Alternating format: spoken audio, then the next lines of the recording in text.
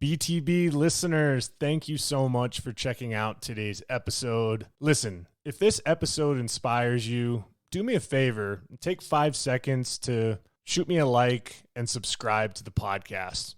There are several more exciting guests that are in the pipeline, and I just can't thank you enough for your continued support, and let's keep paying the mission forward. In today's episode, I interview Jett Middleton, who was one of the highest rated recruits to come from Colorado in tennis. He currently plays at Boise State University under coach Luke Shields. Over the last 2 years, Jett has experienced an incredible amount of trial and tribulation, finding out that his father had a brain tumor that was life-threatening and that has currently been a challenge for him taking on leadership of his family during that difficult time. He also recently has overcome a foot injury, came back, and lost the first 17 matches that he played before getting into the position he's in now. We talk about perseverance, determination, the importance of positive mindset, and being mentally tough. His story will inspire you as a listener, and it will truly embark on the meaning of impossible is nothing. In a pretty dark basement with a junior player that I was able to spend some time with on and off the court. And at this moment, we were working on more of the fitness side. And at the time, I would have no idea that he would become one of the most prolific tennis players to ever come from Colorado. But nonetheless, as I'm scrolling through Instagram the other day, I see this young man representing his college in the gym, training, putting in the work. And I never in a million years thought that I would connect the dots to be like, man, high school, college, Colorado tennis is a very small world. And it just brings me a tremendous honor. Jett Middleton, welcome to the BTB Project. Thanks for having me. I appreciate it. There's a lot of history between you and I. I would love to go back to that moment where at the time you were a rising junior tennis player. I know that tennis has been big in your family with your sister being part of it as well. And we had that great connection with one of my mentors, Jeff Salzenstein. So I'd love for you to go back to what tennis meant for you back then, being in a group of, in my opinion, some of the best junior tennis players to ever be in the same place at the same time. Yeah, I think it was obviously a big deal. Like growing up with my sister, she's 6 years older, and she had a very good class around her with guys, and they would show me the way a little bit. I think it was awesome. You know, Colorado tennis is, in my eyes, not ideal, but I was lucky enough to grow up around a lot of older guys who would push me, you know, whether it's 4 or 5 years older. They weren't blue chip recruits, but they were willing to practice with me and willing to put the work in, and it made me a better player. I played, obviously, several different sports until I was 14, basketball and football and golf. My dad was big on that. My dad played college basketball. And so my family's just a sports family. So I grew up playing several different sports. I think that was the key of me falling in love with tennis is if you grow up playing just one sport, you are so limited and your imagination is so limited. You don't have the dedication to that sport continuously because it's hard to put in the work when you're young. And then continue doing it over and over again. Having those other sports really helped me to just relax on the pressure of tennis. And I felt that once I quit the other sports, I was like, I'm ready to go full throttle on tennis, and it's never stopped. Yeah, and I just think before we hopped on, we're talking about Colorado tennis in general, and it's almost like an algorithm, Jett, of when I was growing up, 15 of the 16 guys that were in the #1 singles state championships in high school tennis all had Division I scholarships, and it was very competitive, and it was not hard to find a good hit around town if you needed one. But as of recently, what I've seen over the years is you're finding a little bit more of a dip in talent, or you're in a situation that you experience. And I'd love for you to walk the listeners through, here you are developing your game and realizing that you had these big goals, these big ambitions, and that you had to seek more hits, more help, and maybe lower elevation. So what led you to taking your talents to Advantage Tennis Academy? Well, listen, I'm not very fond of Colorado tennis and the Colorado Tennis Association because I don't think they give the proper resources to juniors developing. Growing up, there wasn't guys who played D1 at a high level for me. I wasn't able to like go and see those guys playing. I grew up when I was 8 years old watching Clancy and Luke at first round of NCAAs playing Texas A&M when I was 8. That was the first college tennis match I ever saw at Boise State. They hosted, I think it was Texas A&M and then UNC and one other school. That was the first 2 rounds of NCAAs, and it was at Boise State. So, I mean, they were a top 16 team in the country, and that's what I grew up watching. I didn't grow up watching Division II tennis. That was never a goal for me. And I don't think Colorado tennis really does a very good job of trying to get those kids. I think their resources are in the wrong place. And the spotlight is in the wrong place. The spotlight should be on the juniors. The spotlight should be on the guys developing. That's where the resources should be. It shouldn't be $65 an hour to book a court at 8 a.m. And an indoor court. Like, it shouldn't, but it is. So I think for me, it was a really easy decision when I decided I wanted to pursue tennis. It was like, I can't do it here because the resources aren't proper. The players aren't proper. So where am I going to go? And Jimmy Johnson at Advantage, my junior coach, came to watch me in an Intermountain tournament. He was like, listen, if you ever need a place to train, just let me know. We got a scholarship for you. We can help you out. So I called him up and the rest was history. And I started training there and instantly improved. When you're surrounded by that caliber of guys, I was surrounded, I think there was probably 6 blue chips and 5 stars there and just in my class. When I went there, I was a 3-star. Star recruit, I was like 200 and something in the country, 300. And when I went there, it didn't take long for me to get inside the top 75. And I purely base it off the competition around me. I think when you're stuck in Colorado and you're stuck in the small circle of hitting with the same guys every day and the work ethic and the intensity is so low because you don't have coaches around you telling you what to do. You're just playing grounding games for 2 hours. It's hard. It's hard to improve. And I think the resources are in the wrong places. And unless you have a coach, like I was lucky enough to have guys like Kellen D'Amico and Stephen Nolan and Alex Klinkenbeard that would hit with me every day. I remember hitting with Alex Klinkenbeard at 6 a.m. just to be able to get a court that was affordable at Lifetime, just to be able to, and we do 2 hours and then I go to school, come back and I do the group and then I'd have a lesson with Steven. So that was my everyday grind and it still wasn't what I needed. So when I took that leap to California, it really paid off. Really paid off.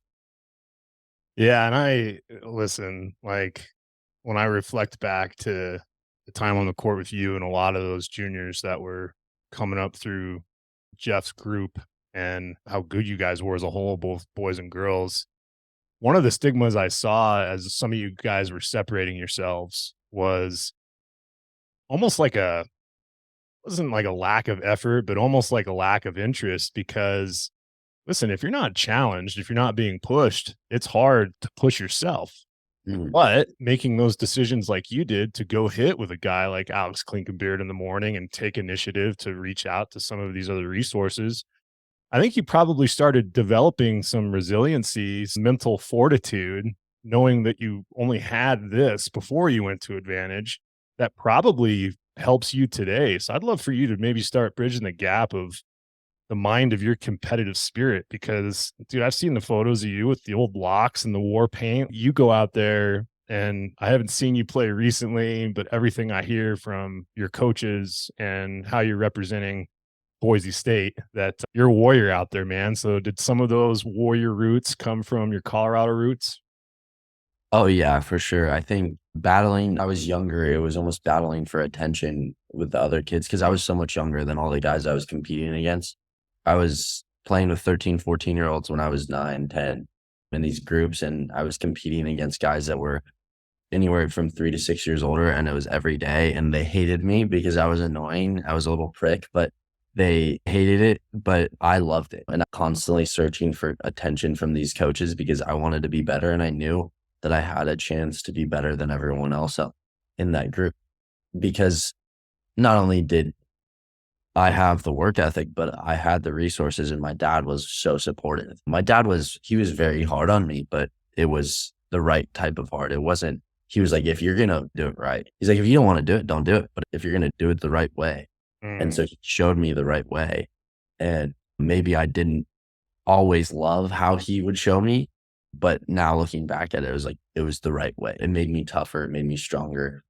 And putting me in those groups with several older kids, it was like me trying to find purpose and trying to find someone who took an interest in my career. And Steven was one of those. Steven was huge. I love Steven to death. He's helped my tennis career so much.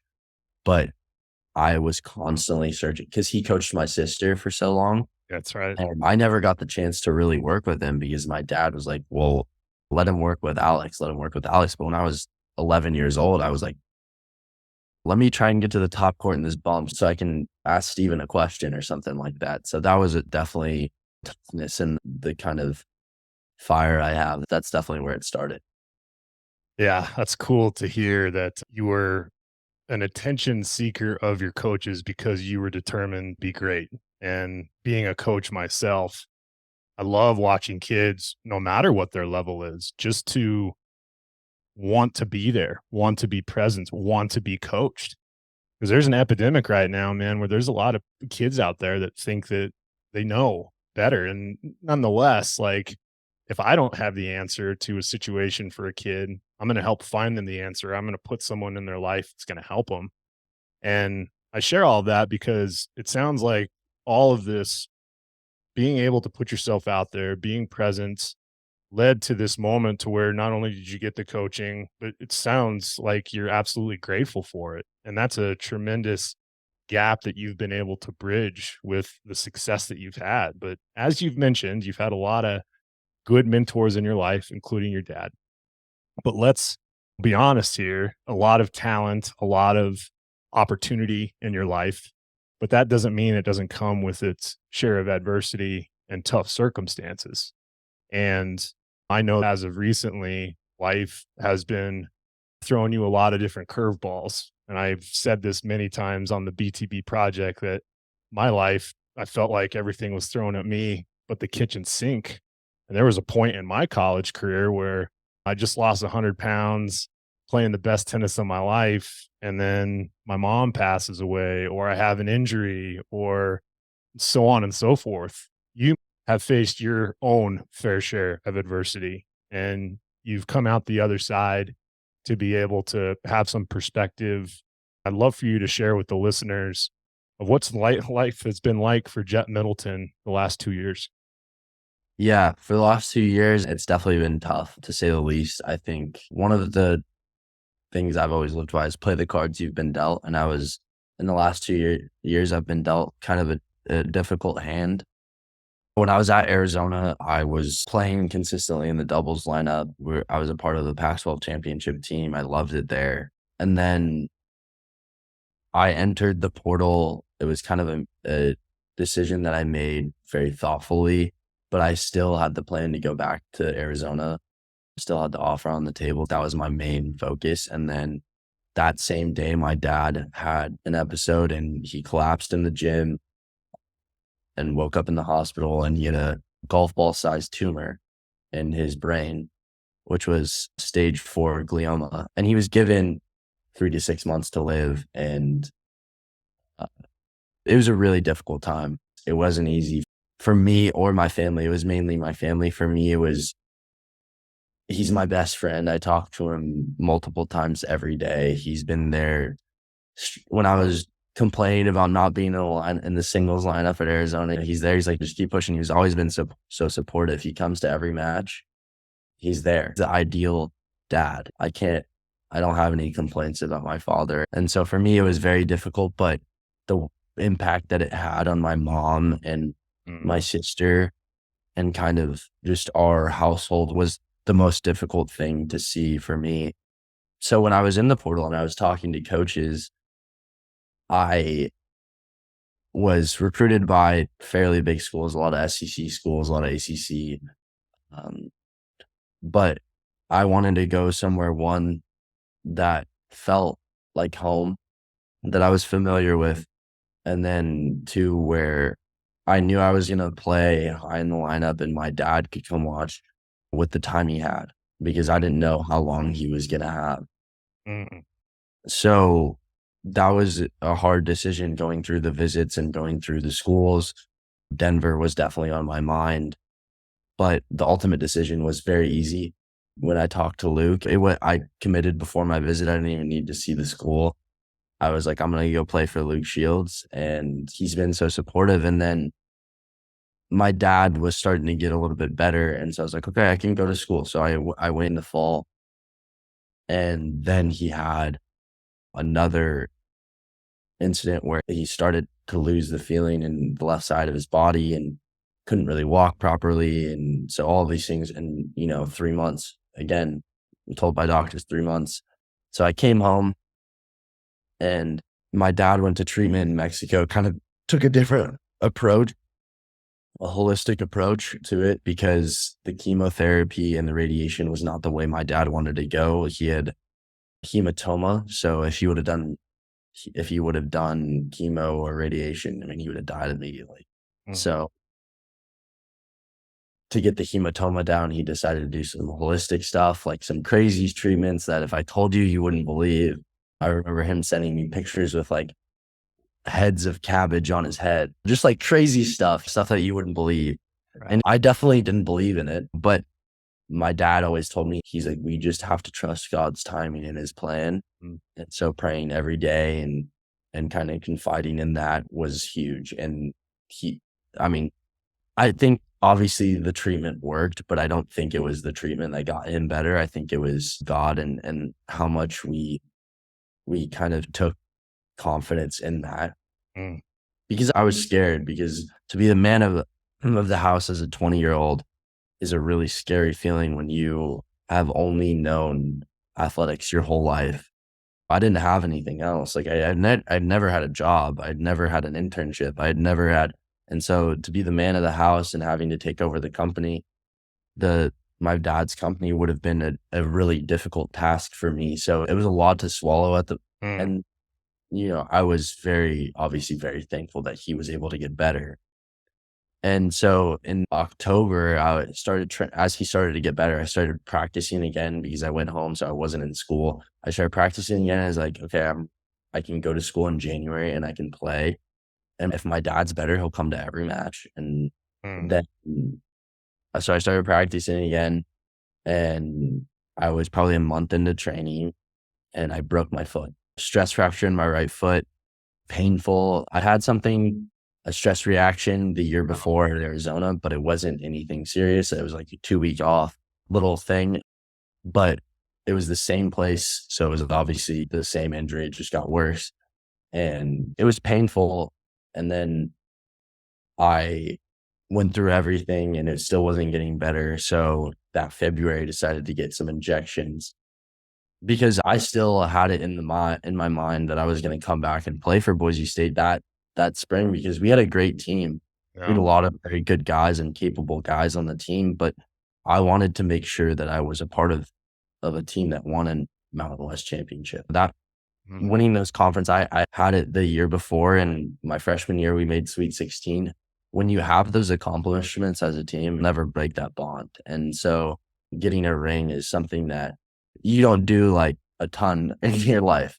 It's not not everyone can be Steve Kerr and have 7 rings. So if I was going to be a part of it, I wanted to be a part of it. And it was taking a little bit longer for me to come back. I was struggling with my fitness and kind of my movement. I still couldn't really move very well, couldn't really run. And then he was like, okay, let's take a step back and we'll redshirt you and make sure. So he was kind of the logical voice in my head, because if it was up to me, I would have played.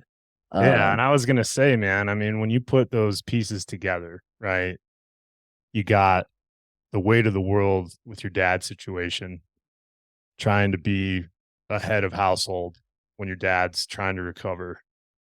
You get this injury, you're about to get some injections, and maybe this is before Luke says, hey, we're going to redshirt you. We're going to pump the brakes on this. When I talk about the lowest of lows, was that the lowest moment in your life? I actually think it was later on, like last summer. I went on a 17 match losing streak when I came back.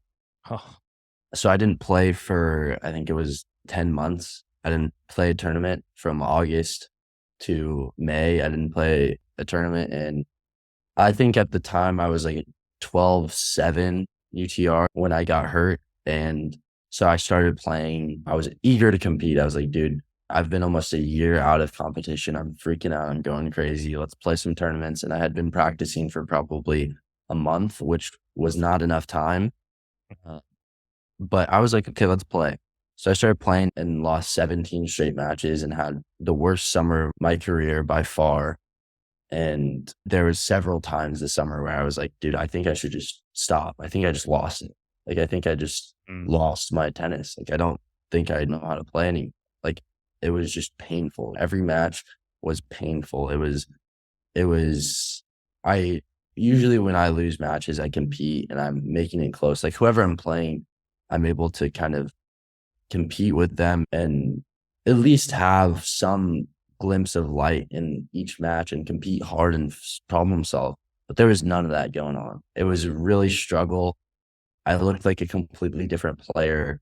But the summer before, I was playing my best tennis. When my dad was going through everything, I was playing tournaments. I was playing my best tennis. I was having some of my best wins because tennis was kind of a safe haven for me. I was struggling with everything off the court with my dad. But once I got on the court, it was all tennis, and that's all I cared about. And that was all I could focus on. And so I was playing some of my best matches and having very good results. But this summer was definitely, tennis wise, it was a low point.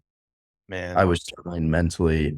I had trouble sleeping, trouble eating, trouble losing weight. I put on a decent amount of weight when I was hurt, and I had a really hard time getting it off because of my eating habits. But right before I went to school in August, I started playing a little bit better, practicing a little bit better, and completely changed my diet and met Jeff and started working with him. And then it all flipped. My confidence was at the lowest of lows. And this semester, I think I went 9-2 or 3. In the fall, I had a great fall. I did still have some injury issues, but I played, I practiced my tail off, worked my tail off, and it was definitely heading in the right direction. But I think when we talk lowest of lows, that was the lowest of low for me, was this summer, for sure.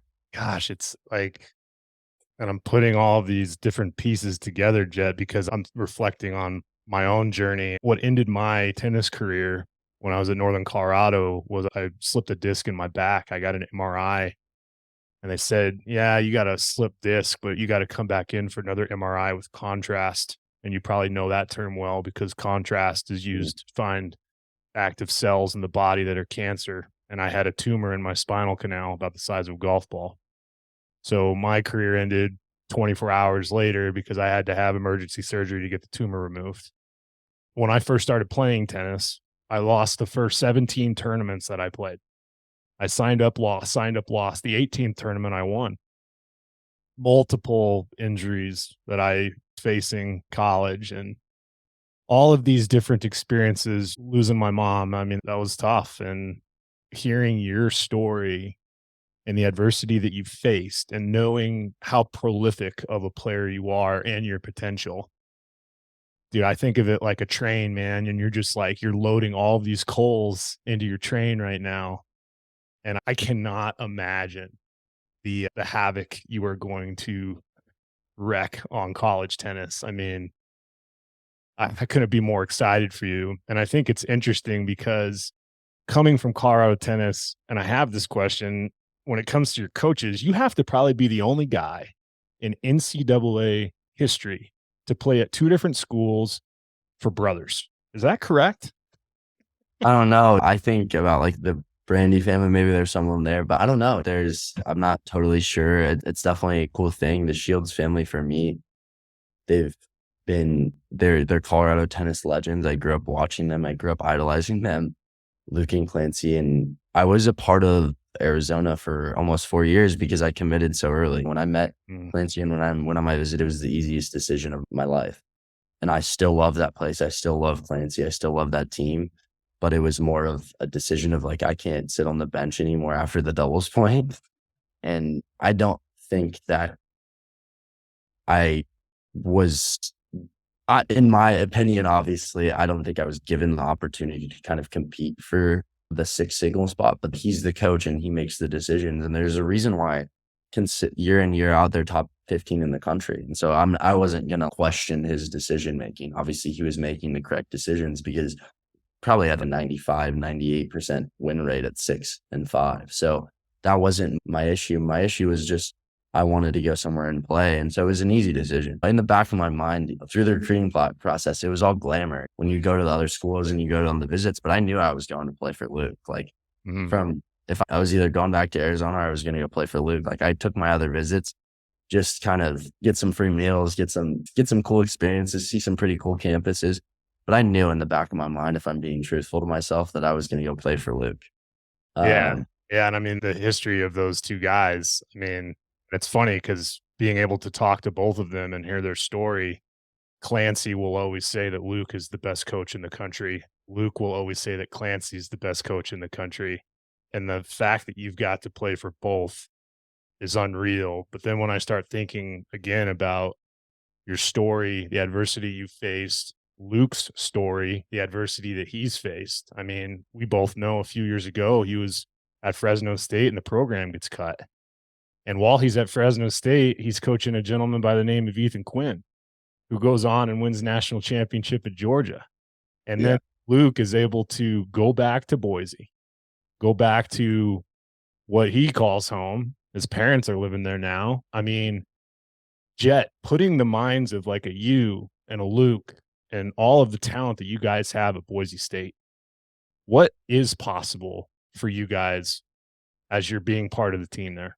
Luke has a phrase that he kind of uses for us, and it's "we back," because when he was there, and even before he was there, they were consistently top 20 in the country, making Sweet 16s, hosting NCAAs, hosting kickoffs, being a premier program in the country. And that's what Boise deserves. Boise's such a great town, a great city, a great place to be. It's beautiful. Maybe it's a little cold sometimes, but I would say for the most part, it's gorgeous. We have all of the faculty, the members, our program and community are amazing.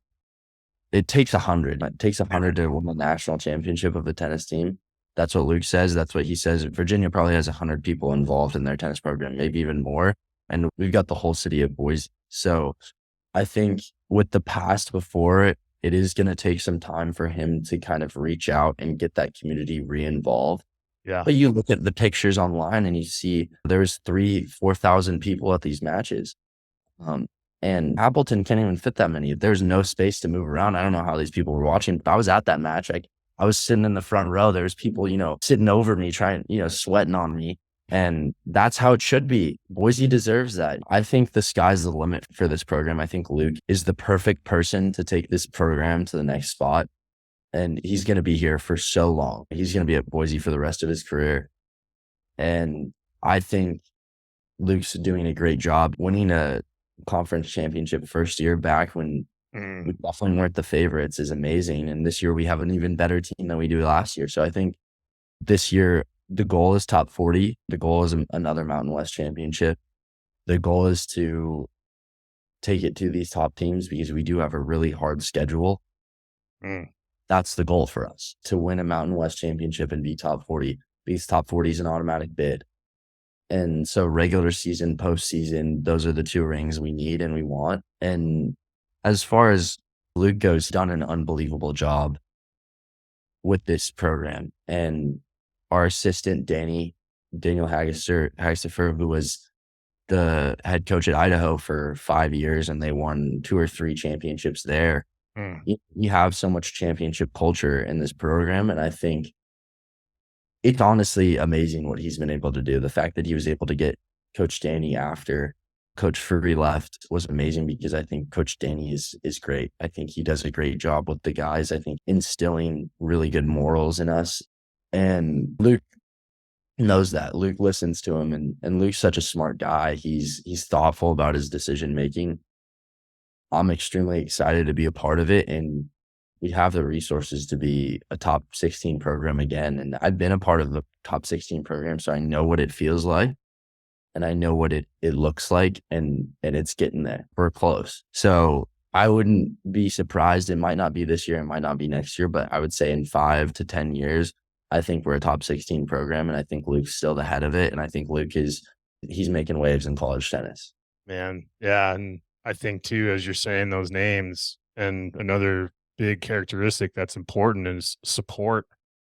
I remember talking about Luke's Fresno situation, and he shared with me the support that he got from his mom when that program got cut. His mom would write him Bible verses, and this was during COVID too, so he was just down in the dumps, and mom's lifting him up. And then back in the day when Luke goes to do what he did and in some of his junior tennis, Clancy was spending more time with his dad, and his dad was keeping him up during those moments. And now here you are playing for Luke, but yet still have the support from Clancy. You have the support of the Boise community where seeds were planted many moons ago with Greg Patton. I mean, this is such a unbelievable platform for you. But when I say support, Jett, I want you to share with all the stuff that you've gone through and having the stuff happen with your family. Like, where did you find your support to help get you through that? Because I know you felt a lot of it was on your shoulders, but I'd love for you to share with the listeners something that you leaned into that helped you get through this. Yeah. Listen, adversity for me is not foreign. Growing up, my sister died when I was 14. My mom had a heart attack and I had several different things. My uncle died when I was 16. Grandma died when I was 17. So there was just like a lot of different things. So for me, it wasn't really like anything foreign. Like I had felt this, and it was almost normal to me. I think the thing that was the hardest was not having my dad to talk to every day. Like when he was going through treatments, he was constantly busy, and he wasn't always like coherent because of the stuff they were putting him through. So sometimes it's difficult to have a conversation with him, and that's no issue by himself. It was hard. It was a lot. It was taxing on his body. It was taxing on his mind, and it was hard. So that was the hardest part, I didn't have someone to talk to. And to be honest with you, Luke was there for me. I had so many conversations with Luke, and Luke helped me tremendously. He said, "This is how it is, dude. Like, you have to understand that this is how it is. This is how life is.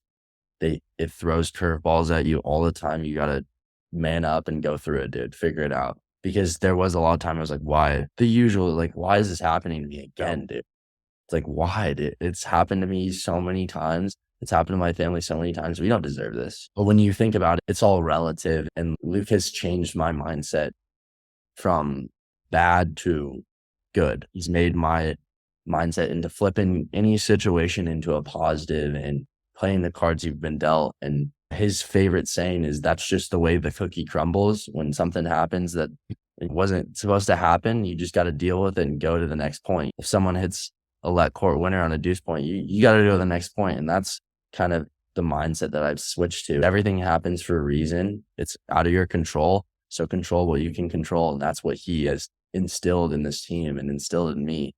Also, Jeff has helped me a lot with my mind. I think my mind was a little scattered when I met him, and I'm getting more organized. The meditation, the stuff Jeff's so big on, I was never a believer in. I was always struggled with, but now that I'm working with him every week, almost like, okay, I'm starting to become a believer. I'm starting to believe in it. And it's definitely been something that's helpful.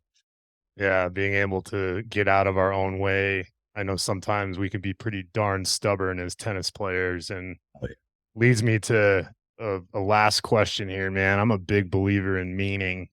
And as we've been talking through this conversation, I see a lightning bolt and a cross on your neck. And I look at that and I'm like, man, there's got to be a lot of why behind why you wear that. I'd love for you to share with the listeners what is motivating you these days, and what is a lightning bolt and a cross doing around your neck, man? My mom actually gave me both of these. I would like to say that I'm a very intense guy on the court, and even off the court. My thought process is very deep. I'm a deep thinker. I take things very intensely.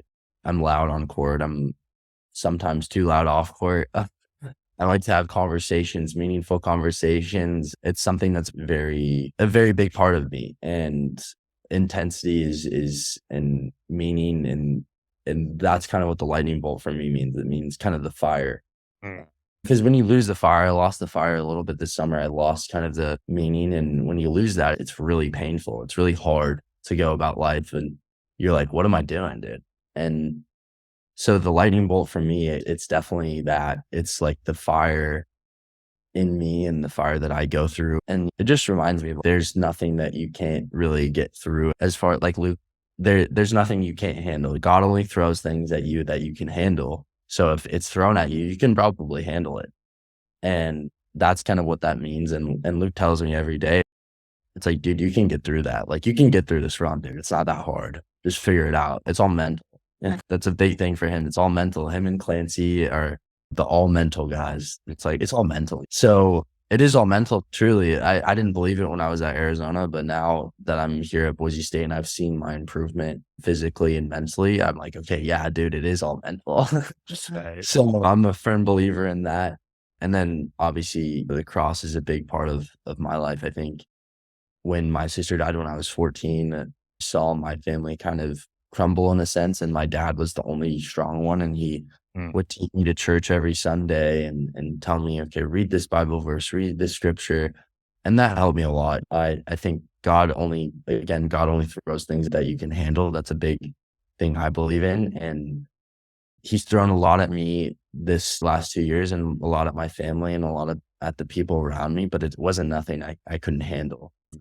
And I have friends that are going through similar things, and when they ask like, how'd you get through it? That's what I tell them. You have to realize that God only throws things at you that you can handle. And if you can't handle it, he won't put it on your plate.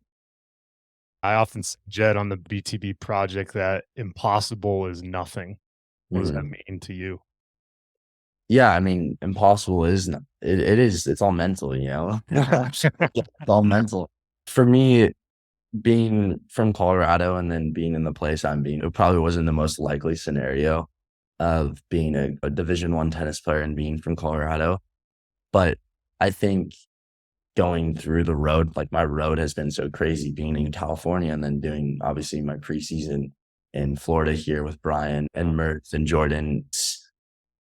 It's definitely just looking back at my road. It's like, okay, that was probably an impossible road, but somehow I got here. I think that's when you think of that's the easy way to look at it. So yeah, I don't think there's anything that's like really impossible as far as achievements.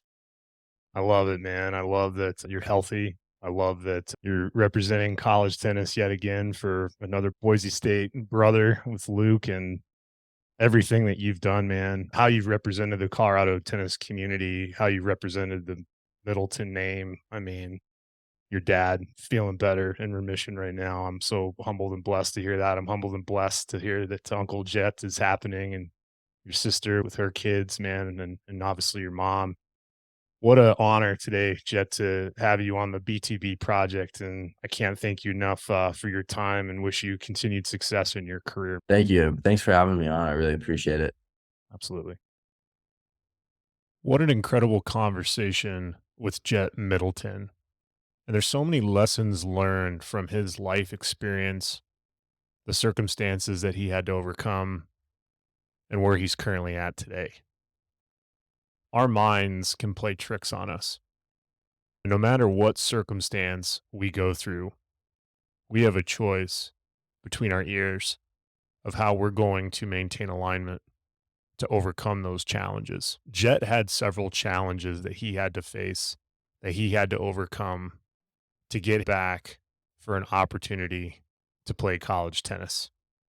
And it's that type of resilience and perseverance that's necessary for us to do extraordinary things in our lives. If this episode inspired you, resonated with you, do me a favor and like and subscribe to the BTB Project.